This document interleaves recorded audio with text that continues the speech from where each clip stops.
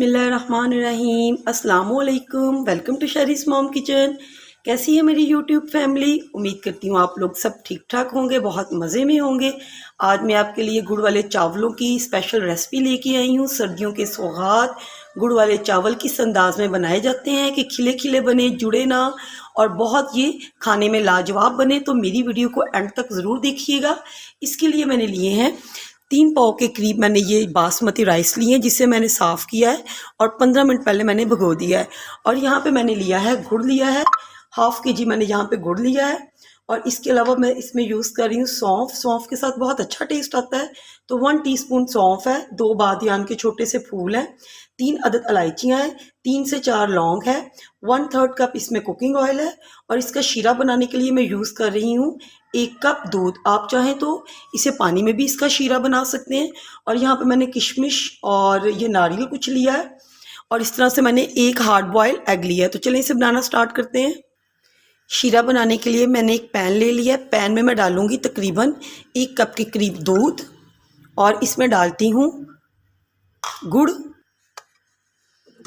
اگر آپ میرے چینل پر نئے ہیں تو پلیز شیریز موم کچن کو آپ سبسکرائب کریں اور بیل کے بٹن کو ضرور دبائیں، کیونکہ اس سے آنے والی تمام ویڈیوز آپ کو ڈائریکٹ ملیں گی اور یہ فری آف کاسٹ ہے۔ اور اب اسے میں میڈیم ٹو لو فلیم پہ اسے میلٹ کروں گی۔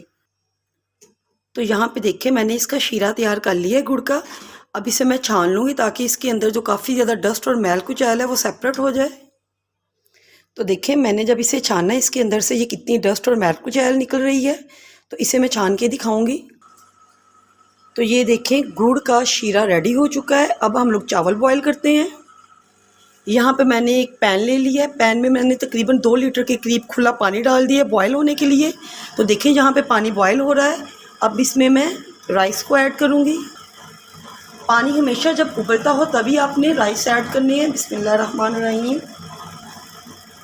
یہ دیکھیں، آپ جب بھی چاولوں کو بوائل کریں تو ہمیشہ ہائی فلیم پہ کرنا چاہیے۔ بعض لوگ یہ غلطی کرتے ہیں کہ ٹھنڈے پانی میں، یعنی کہ ابھی پانی گرم بھی نہیں ہوا ہوتا، اس میں چاول ڈال دیتے ہیں، جس سے ان کے رائس جڑ جاتے ہیں۔ تو میک شیور ہمیشہ جب بھی آپ چاول بوائل کریں نا، تو پہلے پانی کو اچھے سے ابال لینا چاہیے، اور ٹھنڈے پانی میں چاولوں کو اگر ڈالیں گے تو چاول جڑ جائیں گے۔ اور دوسرا، اگر آپ باسمتی رائس سے نہیں بنا رہے ہیں تو آپ سیلا چاول یوز کریں، تو آپ نے کم از کم 3 گھنٹے پہلے اسے بھگونا ہے اور اسے فلی کوک کرنا ہے۔ یہاں پہ میں باسمتی رائس استعمال کر رہی ہوں، تو میں جسٹ اسے 1 کنی رکھوں گی کچی، اور اسے میں بوائل کر کے پھر پانی سے نتار لوں گی۔ تو یہاں پہ دیکھیں ہمارے چاول جو ہے 80 to 90% یہ گل چکے ہیں۔ تو یہ دیکھیں اب میں اسے نتار لوں گی۔ دیکھیں چاولوں کو میں نے بوائل کیا ہے، اور کرنے کے بعد میں نے اسے نل کے پانی سے بہا لیا ہے، نل کا پانی اس پہ بہا لیا ہے۔ تو باقی پروسیس کرتے ہیں۔ چاولوں کو میں نے بوائل کرنے کے بعد اوپر سے نل کا پانی بہا لیا ہے۔ اس سے چاول جڑیں گے نہیں اور کھلے کھلے بنیں گے۔ آپ نے بھی یہ سٹیپ ضرور کرنا ہے، اسے اسکپ بالکل بھی نہیں کرنا۔ اب اسی پین میں میں تقریباً 1/3 کپ آئل لے رہی ہوں، اور کوکنگ آئل اس میں گیا، اور اس میں بادیان کے 2 پھول چھوٹے، سبز الائچی، لونگ، اور ساتھ میں سونف، اسے کڑکڑائیں گے۔ اور اس کے ساتھ ہی میں یہ کوکونٹ اور کشمش بھی ڈال رہی ہوں۔ اسے 1 سے 2 منٹ آپ نے کشمش کو اچھے سے اور کوکونٹ کو دھو کے یوز کرنا ہے، کیونکہ اس میں کافی ڈسٹ ہوتی ہے۔ جسٹ 1 سے 2 منٹ کڑکڑانے کے بعد اس میں شیرہ ایڈ کرتے ہیں۔ اب اس میں گڑ کا شیرہ جو ریڈی کیا تھا اسے ایڈ کریں گے، اور یہاں پہ فلیم کر دیں گے ہائی۔ اب یہ دیکھیں جو میں نے اس میں شیرہ ایڈ کیا تھا نا، تو اس طرح سے بڑے بڑے ببلز آ رہے ہیں۔ اسے تھوڑا سا آپ نے تھک کر لینا ہے، تقریباً 2 سے 3 منٹ ہائی فلیم پہ تھک کر کے پھر چاولوں کو ایڈ کرتے ہیں۔ کافی تھک ہو گیا ہے، تو اس میں ڈال دوں گی اب میں رائس۔ بسم اللہ الرحمن الرحیم۔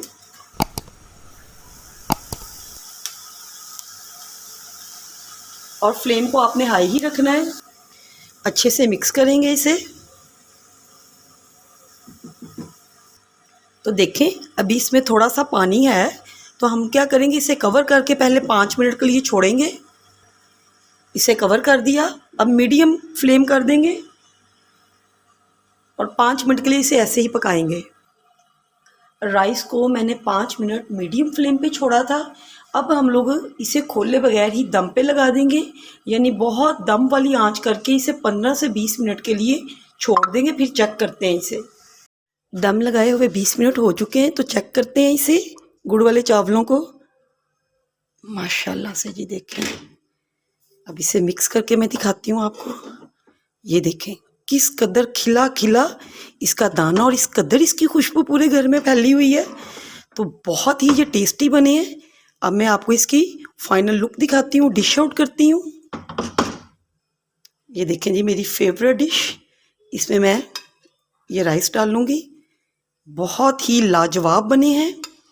अगर आप मेरी इस रेसिपी को फॉलो करते हैं ना, तो यकीन जाने आपके घर वाले आपको इनाम देंगे कि आपने इतने मज़ेदार और खिले खिले ये गुड़ वाले चावल बनाए हैं। देखें जी हमारे गुड़ वाले चावलों की फाइनल लुक। एक एक दाना खिला हुआ है और ये कच्चे भी नहीं है। ये इसमें ऑयल भी बहुत बैलेंस है और गुड़ जो हम लोगों ने डाला है वो भी बहुत एक्यूरेट डाला है। तो आप मेरी इस रेसिपी से बनाइएगा। फर्स्ट अटैम्प्ट में ही बहुत अच्छे आप बना लेंगे। ऊपर मैंने हाफ बॉइल्ड एग्स रखे हैं। मुझे एग्स बहुत पसंद है और सर्दियों में वैसे भी खाने चाहिए। तो मिलती हूँ नेक्स्ट वीडियो में एक नई रेसिपी के साथ। तब तक इजाज़त चाहती हूँ। अल्लाह हाफिज़।